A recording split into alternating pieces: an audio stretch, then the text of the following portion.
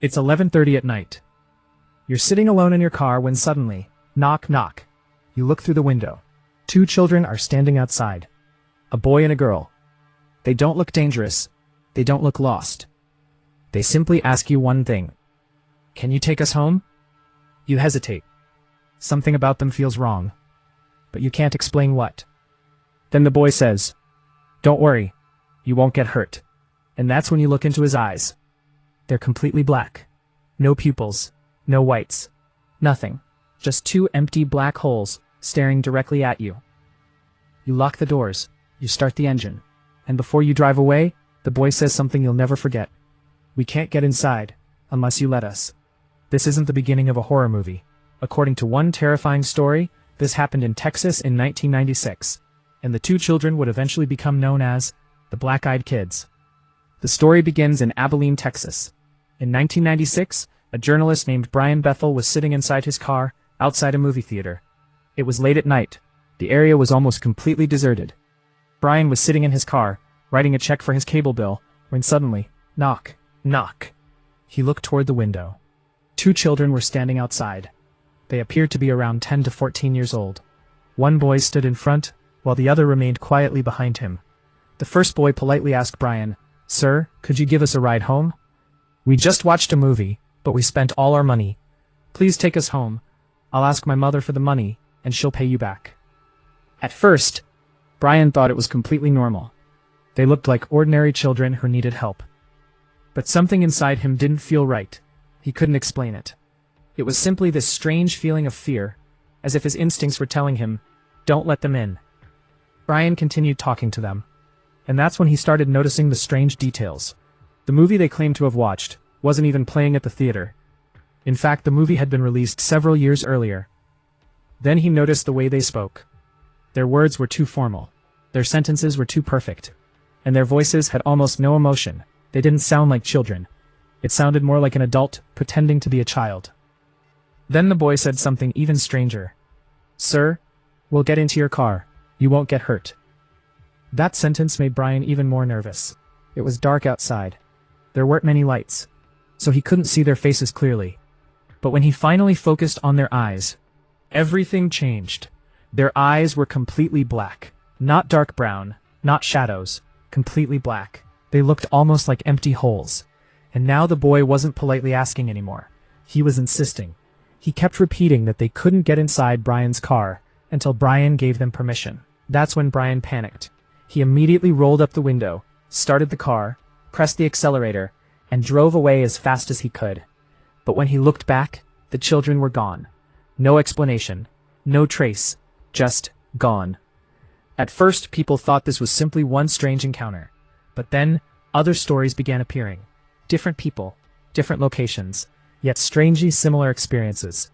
The children were usually seen late at night, sometimes in parking lots, sometimes on empty roads, and sometimes standing outside someone's home. They would ask for help. They might ask to use a phone. They might say they were cold. They might ask for a ride home. But there was one detail that appeared again and again. They wanted permission. "Let us inside." And according to these stories, the children couldn't simply enter on their own. They needed the person to invite them. At first, they would politely ask. If the person refused, they would insist. And if they were still refused, some witnesses claimed their behavior would change completely. Their voices would become deeper, their tone would become more aggressive, and the polite request would turn into a demand. One reported story from Vermont takes things even further. An elderly couple were sitting on their sofa, watching television late one night. It was almost midnight when they heard a knock at the door. They went to see who was outside, and there were two children standing there, a boy and a girl. But when the couple looked closely, their eyes appeared completely black. The atmosphere inside the house supposedly became strange and cold. Even the couple's cat suddenly became extremely aggressive toward the children. The children kept asking to come inside, but the couple refused. They told them to leave, and immediately closed the door. According to the story, the children eventually disappeared, but the couple's problems supposedly didn't end there. They reportedly experienced illnesses and accidents, and eventually, both of them died. Now, is that story actually true? That's where this mystery gets interesting, because despite all the stories, there is no solid evidence proving that the Black-Eyed Kids actually exist. No verified photograph, no confirmed video, No physical evidence, nothing that can prove these encounters happened exactly as described.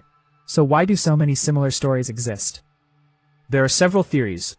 The first is urban legend.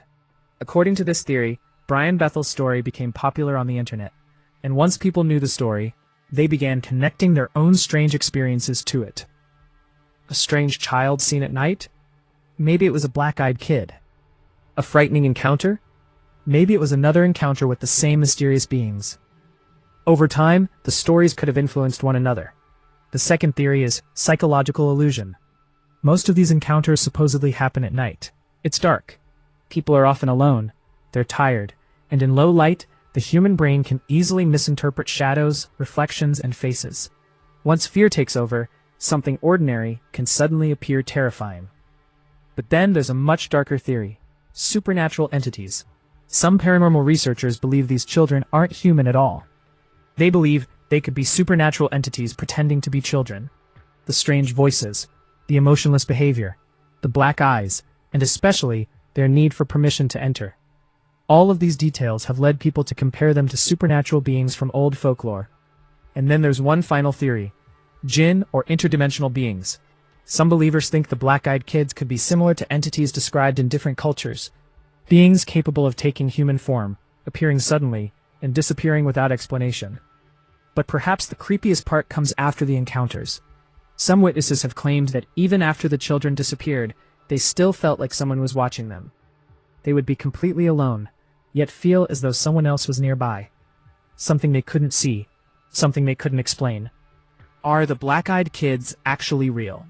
Or are they simply one of the internet's most terrifying urban legends? The truth is, we don't know. There is no solid proof that they exist. But there are still countless stories describing strangely similar encounters. Children appearing late at night, emotionless voices, completely black eyes, and that same terrifying request: let us in. Maybe it's just an urban legend. Maybe it's a psychological phenomenon. Or maybe there are things in this world that we still don't understand. So what do you think? Are the black-eyed kids real? Or is this just another terrifying story created by the internet? Tell me your theory in the comments, and if you enjoy dark mysteries, unexplained stories, and terrifying legends, don't forget to subscribe to S Codex, because the next story might be even darker. Until then, stay curious.